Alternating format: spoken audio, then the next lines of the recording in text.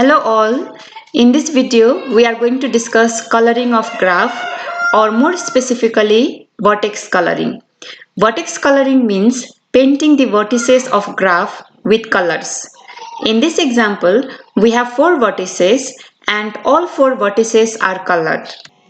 For this subject, what we are more interested is in proper coloring. So proper coloring of a graph means painting all the vertices of a graph in such a way that if we take any two vertex that is adjacent to each other, then they should be painted with different color.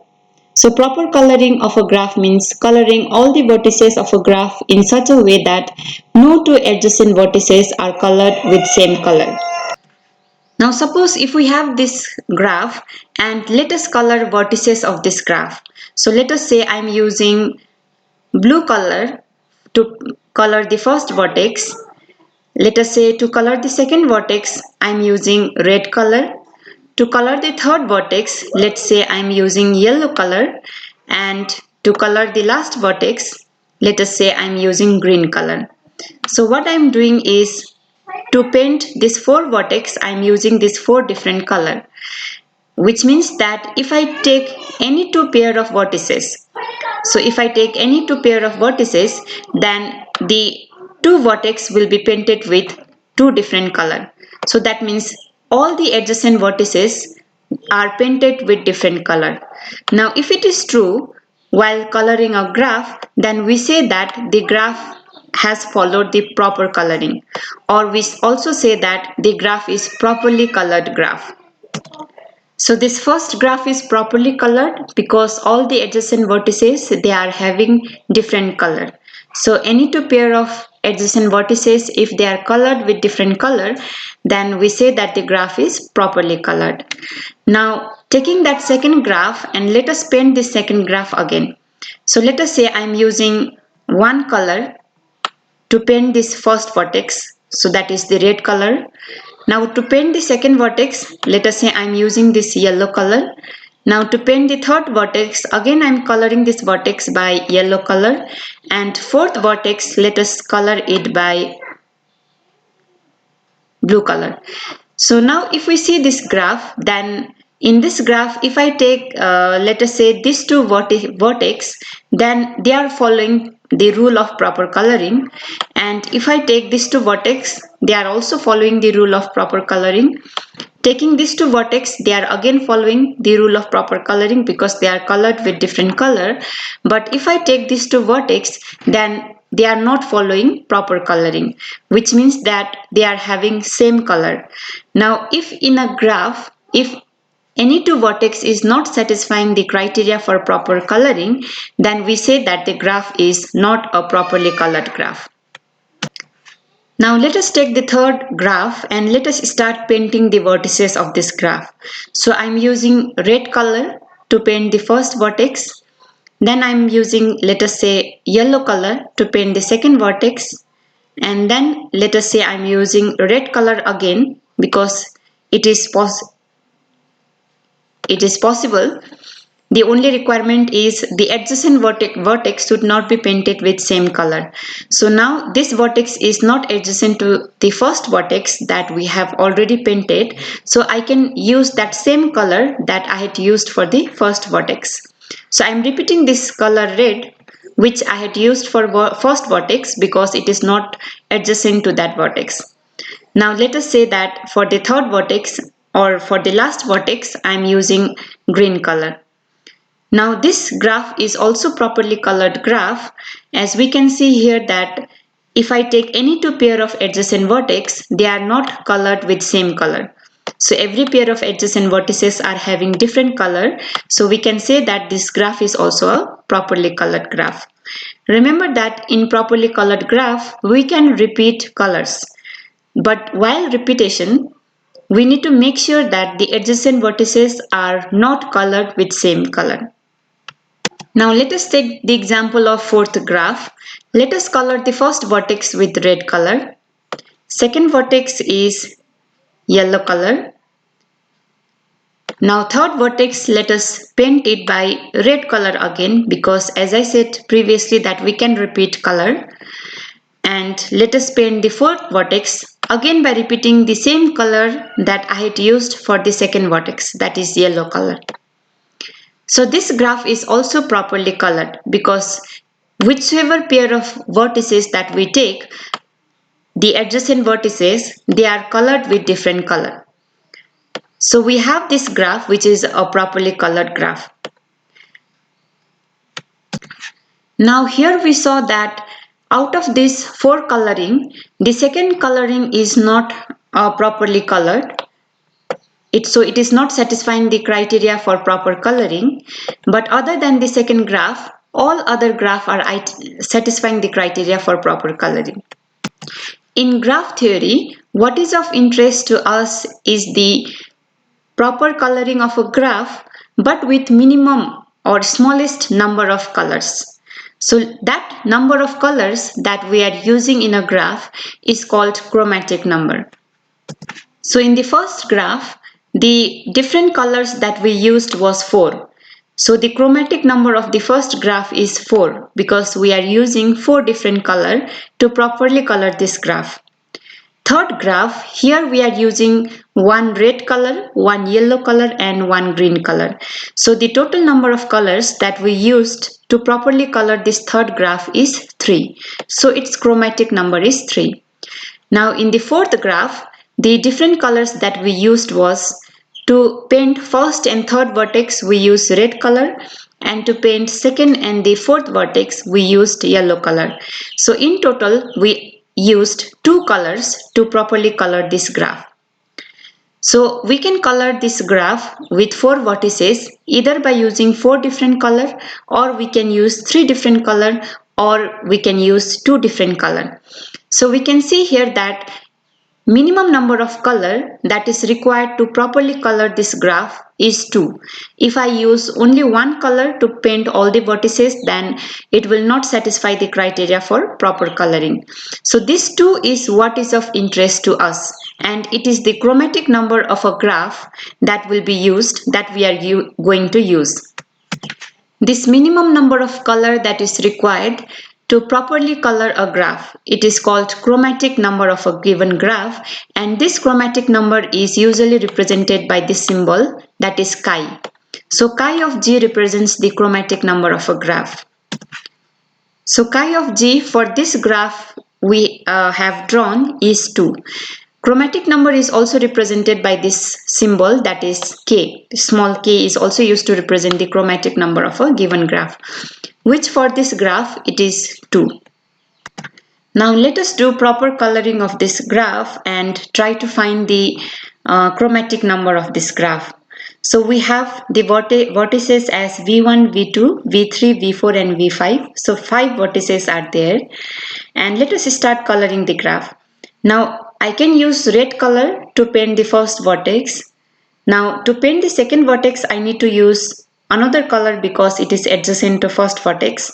So let us use blue color to paint the second vertex because I have to use different color. Now to paint, if I am using blue color for vertex V2, remember that I cannot use blue color for vertex V3, V5 and V4 because all 3 vertices are adjacent to vertex V2. So I need to use different color to paint these 3 different vertices. Now let us say to paint this vertex V3 I am using green color. To paint the vertex V4 I am using pink color, and to paint the vertex, let us say V5, I am using yellow color. Now this is a proper coloring of a graph. But with this proper coloring, the number of colors that will be required is 1, 2, 3, 4 and 5. So while doing proper coloring of this graph, we used 5 different colors. Now let us try to find whether this total number of colors can be reduced or not. So we need to keep on reducing the total number of colors in such a way that we need to find that minimum number of colors which will properly color a graph, as well as that is the minimum number of color, which means that less number of color, okay, in comparison to that will not be properly coloring a graph. Now let us try to do that in second graph. So in second graph, let us use red color to paint the vertex 1, blue color to paint the vertex 2 because it is adjacent to vertex 1, which means I cannot repeat blue color in V3, V4 and V5, but I can repeat red color. Okay, I can repeat red color to either to V3 or V4 or V5. So let us say I am repeating this red color again for V4. That means I cannot use red as well as blue for V3 and V5 because it is adjacent to V2 as well as V4. So I need to use some different color. So let us say in V3 I am using green color and in V5 I am using yellow color. Now this is also proper coloring of graph because no two adjacent vertices are painted with same color. But how many colors we used while proper coloring of this graph is 1 red color we repeated, so 1, 2, 3 and 4. So we used 4 different color. Now can we reduce this number of colors? Yes, we can reduce this number of color further. So how we can reduce is, let us see this. Now let first vertex red color, second vertex again painted by blue color, and I said that we can repeat the red color again to paint the adjacent vertices of V2. So let us say for V4 we are repeating the red color, and for V3 and V5 instead of using different color I can use same color for both the vertices because they themselves are not adjacent to each other. So V3 and V5 they are not adjacent to each other, so let us use yellow color to paint V3 and the same color let us repeat for V5. So how many colors we used to properly color this graph is, we are using one red color, blue color and the yellow color.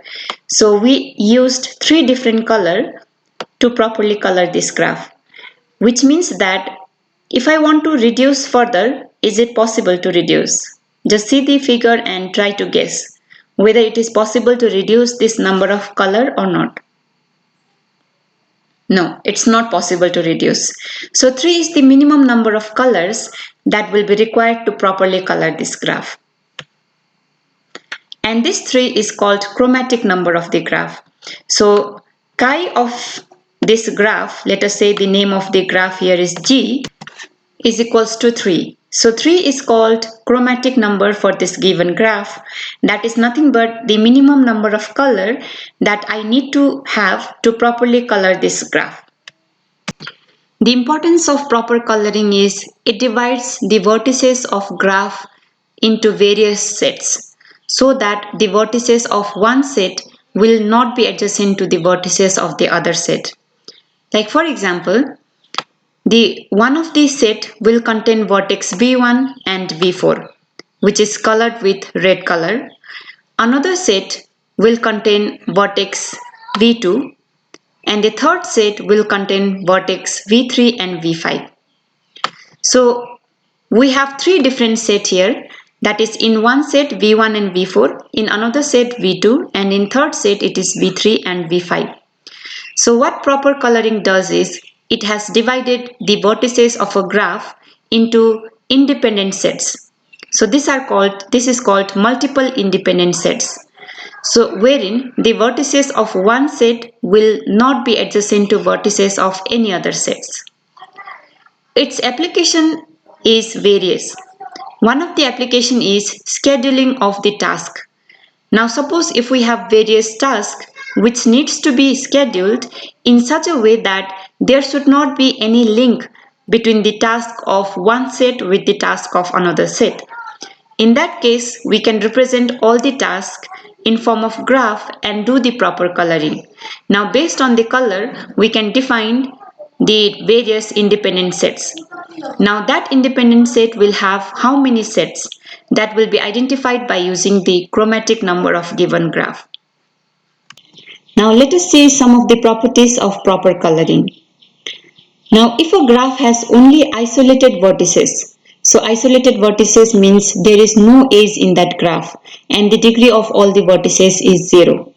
Since there is no edge, no two vertex will be adjacent to each other. Now what will be the chromatic number of that graph? the chromatic number of that graph will be 1, because we can use one color only to paint all the vertices of a graph. Next property is, if a graph has one or more edges, no self loop of course. Now if a graph has one or more than one edges, then the graph will be at least 2 chromatic. Okay. Now if a graph is 2 chromatic, then that graph is also called as bichromatic graph. Now third property talks about complete graph. Now how many colors will be required to color or properly color a complete graph? Let us see this using this example. In the first graph, we have a graph with only one vertex. So this can be considered as a complete graph with only one vertex. So since it has only one vertex, so one color will be sufficient. In the second example, we have two vertices, and since it is complete, so all the vertices should be directly connected to each other.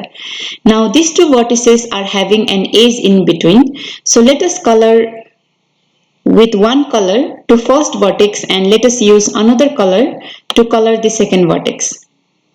So that is the number of colors that we required here is 2, and this is also a chromatic number because this is the minimum number of colors that will be required to properly color this graph.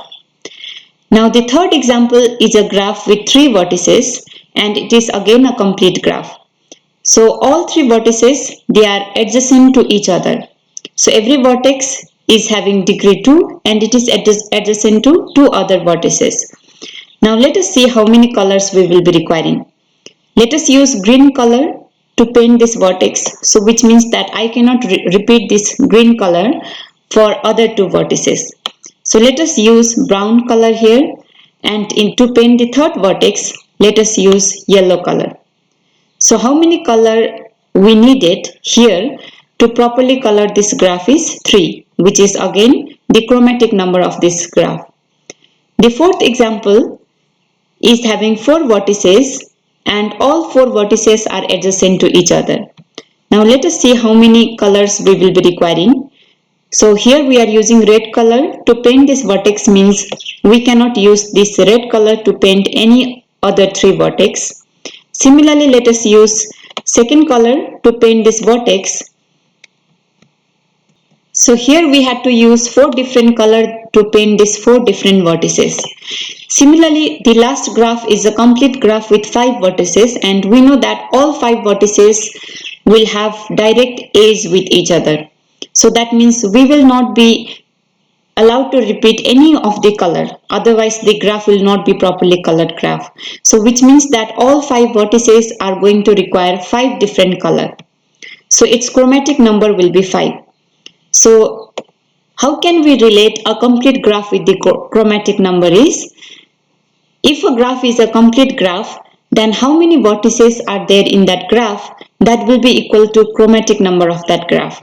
That is, in the first graph there was only one vertex, so its chromatic number is 1. In second graph there are 2 vertices, so its chromatic number is 2. Third graph with 3 vertices, chromatic number is 3. Similarly, fourth graph, 4 vertices with 4 chromatic number, and if it is a complete graph with 5 vertices, then we will have the chromatic number of 5. So any complete graph with n vertices will be requiring n different color to properly color the graph. So this was the graph that I was discussing about. The first graph having only one vertex, which is a complete graph with one vertex requiring one color. Second graph, complete graph with 2 vertices, will require 2 different color. Third graph, complete graph with 3 vertex, 3 color. Fourth graph, complete graph with 4 vertex, so we require 4.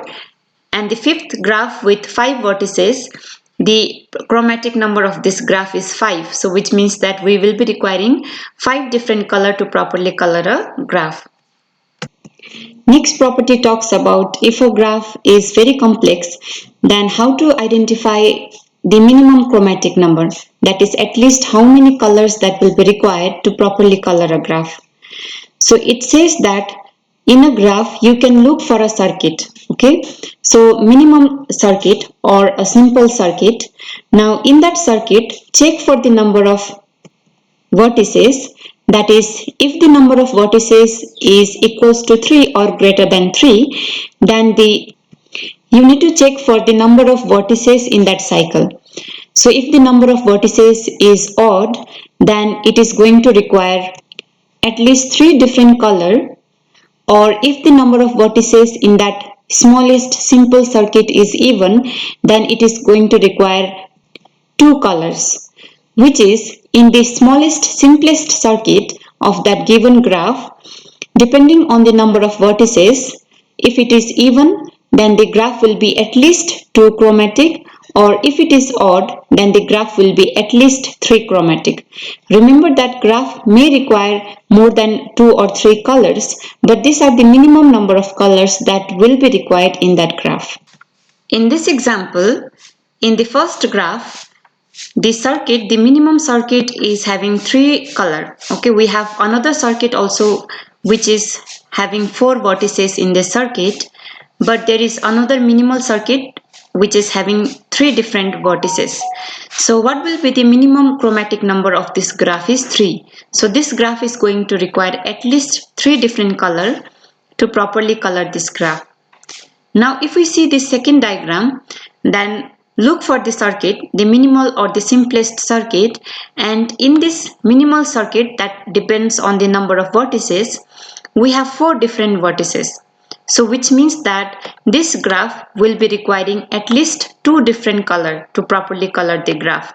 So that means for this graph, its chromatic number will be at least 2, but you will be able to find that its chromatic number is more than 2. For that you need to color the vertices, okay, by following the proper coloring rules. Now for this graph, what will be the minimum chromatic number? Now as we can see, there are 3 circuits in this graph, minimal circuit, and all 3 circuits are having 3 vertices. So that means it will be minimum of 3 chromatic. Okay, and let us find the chromatic number of this graph, which can be either 3 or greater than 3. So let us start proper coloring of this graph. So we are using red color to color vertex A, which means I cannot repeat this red color to color this vertex B, but I can repeat this red color to color the adjacent vertices of B, that is C and D. So I can repeat this red color for vertex C as well as D, but I cannot repeat this red color for E because it is adjacent to C and D. So I need to use some different color. Now similarly, let us use a green color to color this vertex B, which means I cannot repeat this green color also to color the vertex E.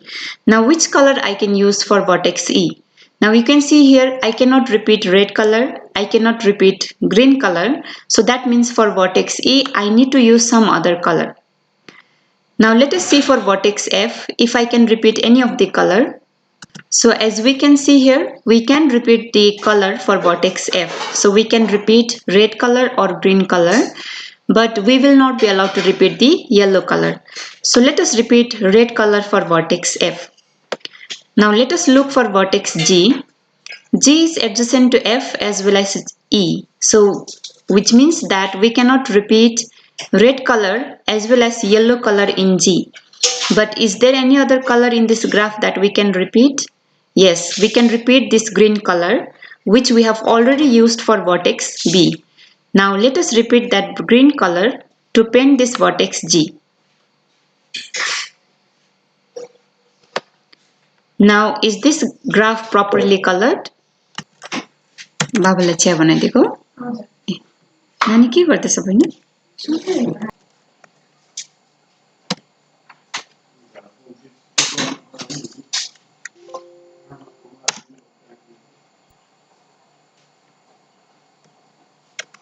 And this graph is a properly colored graph.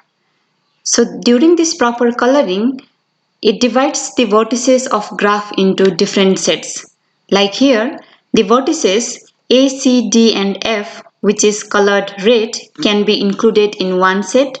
B and G will be included in another set, and in this third set we have only one vertex, that is E.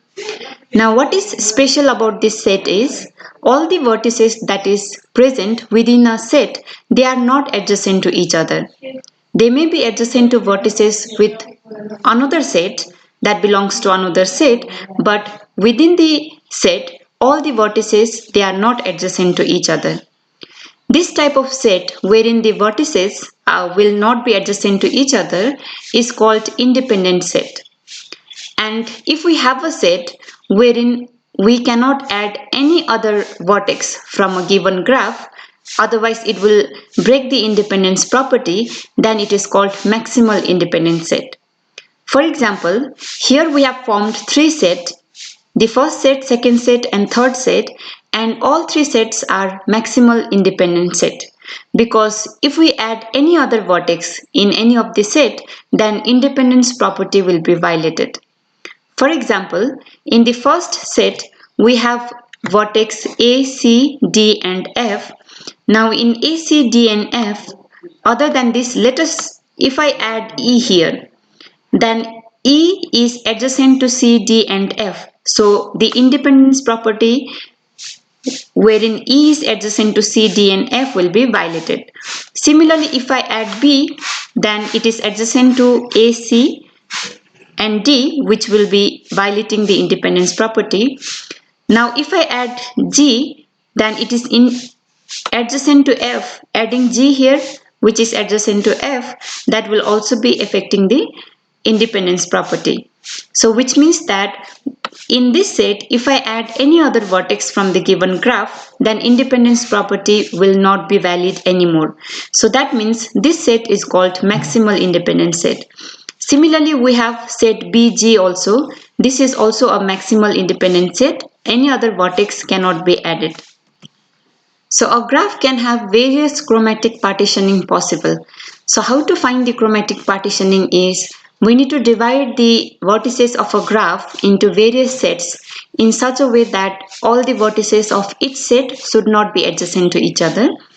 Now, by dividing into various set and finding the maximal set, maximal set having maximum number of vertices, and all the set which includes all the vertices of given set graph will be called as chromatic partitioning of the given graph.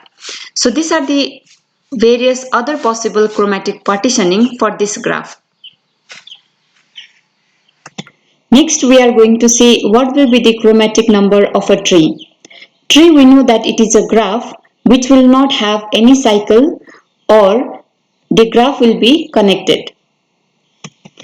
So since the graph is connected and acyclic, between any two vertices there will be exactly one path. So how we can properly color a tree with minimum number of color is, find the label. So in one label, all the vertices, color it with one color. Now all other vertices in the next label will be those vertices that will be adjacent to the vertex of the previous label. So we need to color all those vertices with another color. So let us use green color to paint all the vertices of next label. Now how to color all the vertices of the third label?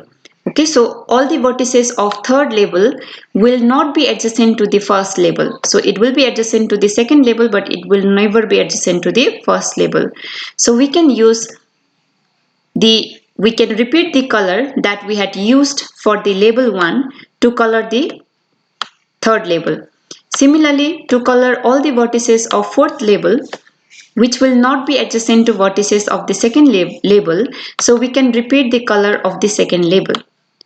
So that means in every tree, depending on the label number, we can repeat the color.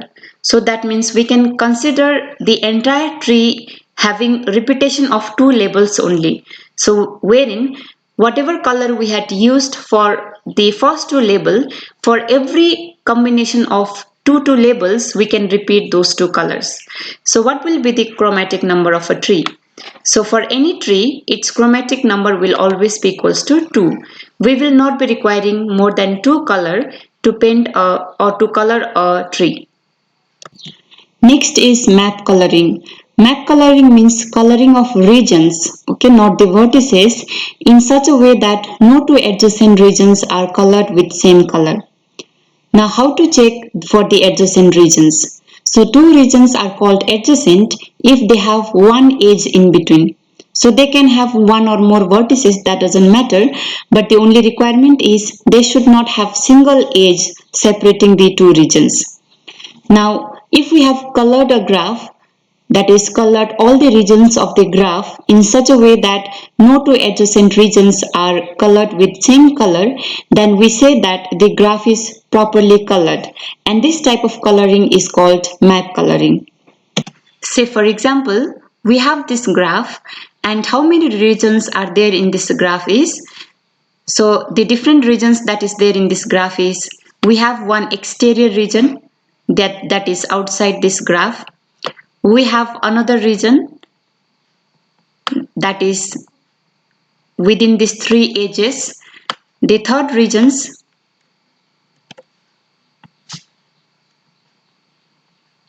and the fourth regions.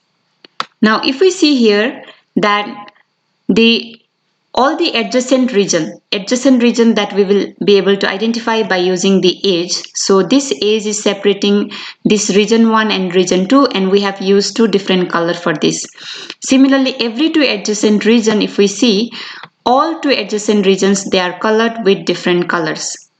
So this is a proper coloring, and it is also called as map coloring. Its obvious application is coloring map or atlas. Now we are going to see that if we are given with a map, minimum of how many color that will be required to perform the map coloring. So for this, there is a very famous theorem in graph theory that is called four-color conjecture, and it says that every map, which has to be a planar graph, can be properly colored with four color. And remember that it is a conjecture. It has not yet been proved by anybody, but till now there is no map that exists in this universe which requires more than four color. So it is universally accepted, but no one has yet been able to prove this theorem. So this four-color conjecture says that to color any map, that is to perform the map coloring, we will be requiring maximum of four color. That is, with four different color, we will be able to color a map in such a way that no two adjacent regions will have same colors. So any graph we take, we will not be requiring more than four color to properly color that graph. So as per four color conjecture, it is sufficient to have four color to properly color any map. So every map that we see, if we try to use four color to properly color, then you will be able to do so. Now this four color conjecture has not yet been proved, but we have another theorem, that is five color theorem, which has been proved, which says that the vertices of a planar graph can be properly colored with five color. So for any planar graph, we will be able to color it with maximum of five color. So let us see the proof of this theorem. We will try to prove this by using proof of induction, and let us say in the basis, we know that all the graph with number of vertices as 1, 2, 3 and 4 will be requiring maximum of 5 colors. So this is our basis, and let us assume that every planar graph with n-1 number of vertices can be properly colored with 5 colors. That is, from our given graph, we are removing one vertex and we are assuming that remaining number of vertices, that is n-1 other vertices, will be requiring maximum of 5 color.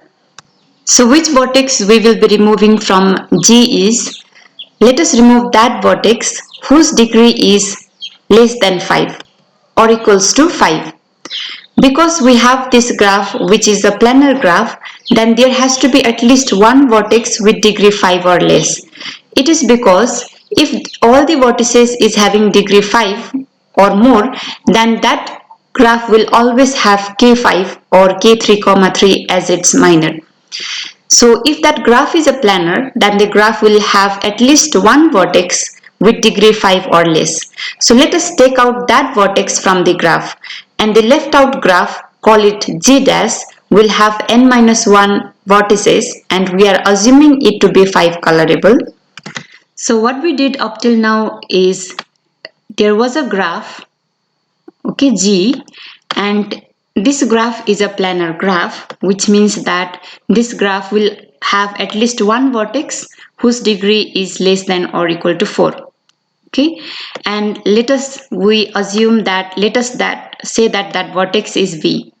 Now we remove that vertex from given graph and we assume that the remaining portion of that given graph which is a planar and it requires maximum of 5 different colors.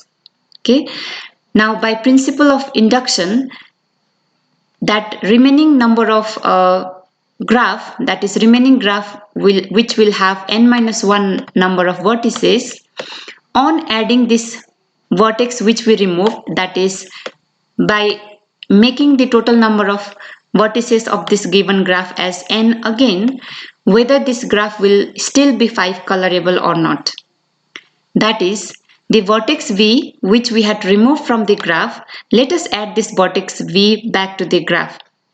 Now if the degree of this vertex V was maximum 4, then there will not be any problem. That is, whatever color was used for its 4 adjacent vertices, we can always use the 5th left out color to paint this vertex V. And hence the vertex V, after painting, the graph will still be properly colorable with 5 colors. Now we need to prove that what if the degree of that vertex was 5. So in this example, the degree of that vertex V is 5 and let us say all 5 its adjacent vertices are colored with 5 different colors. Now if it is so, then these 5 adjacent vertices will be such that, let us say, if between any two vertex, that is in between A and C, if there was a path that is between A and C, and in this path we had to perform the proper coloring and to use minimum number of colors. Suppose if we had alternated their colors, that is for in this path whatever vertices was there, we had used the alternating colors. So in vertex A it is color 1, in the next vertex, that is we are using color 3, then again we are repeating the same color, then color 3, color 1, color 3, color 1 and color 3. So let us say that is in between A and C, if there was a path, then we are using different color and the alternating color to color all the vertices in that path. So and hence we did the proper coloring with minimum number of colors. Now if it is true, then between another two vertex, that is let us say between vertex B and D, will their path exist or not? So that means whether directly or indirectly, that is by through many intermediate vertices, will there be any path possible between this vertex B and D or not? Suppose there was a path between vertex B and D, then the path has to cross the previously constructed path that is in between vertex A and C. Now when this path between B and C will be crossing the path between A and C, it is dissatisfying the condition of planar graph. That is, as per planar graph, no two edges should be crossing with each other. So there should not be any intersection. So if there is an intersection like this, then it is violating the basis rule that the graph is planar. So which means that between B and D, there will not be any path directly or indirectly connecting these two vertices. So if there was no path, then there is no possibility that these two vertices will be adjacent to each other. So which means that both the vertex can be colored with same color. So instead of using color 2 for B and color 4 for D, let us use same color. So let us use color 4 in both the vertices, that is red color. So that means we are left with this color, that is color 2, which we can use in vertex V, which we are adding in our graph. So vertex V can be colored with red and we can repeat the color that was used in vertex D in vertex B. So that means the number of colors we need not be requiring more than 5. Okay. Before adding V in our given graph, it was 5 colorable, and after adding V also, the graph is still 5 colorable. And hence the theorem is proved, which says that every planar graph can be properly colored with maximum of 5 colors. Next we are going to see covering of graph. Covering of graph is nothing but set of edges wherein all the vertices of given graph will be incident on at least one edge in that set. That is, if we take all the edges of given graph, then all the vertices will be present. So this is called trivial covering, which has all the edges and hence all the vertices will be included.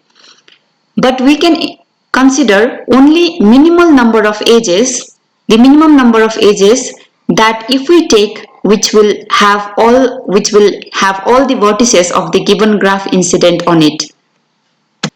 Like for example, spanning tree. So spanning tree will have minimum number of edges having all the vertices of given graph. Similarly, Hamiltonian path will also have minimum number of edges to include all the vertices of given graph. But in case of spanning tree and Hamiltonian path, we need to have all the edges that should also be connected to each other.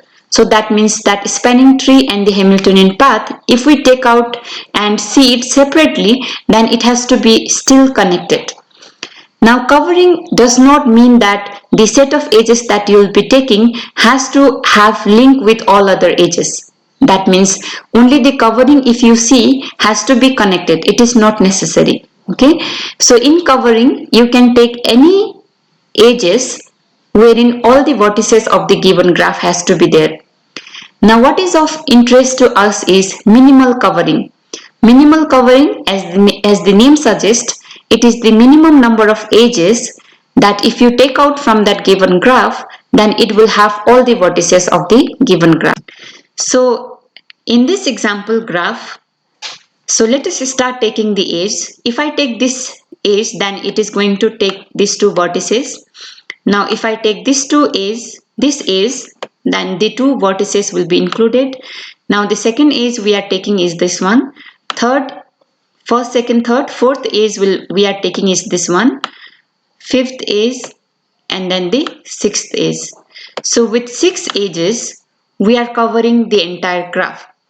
Now is it possible to find the smaller number than 6 that will be covering all the vertices of this given graph?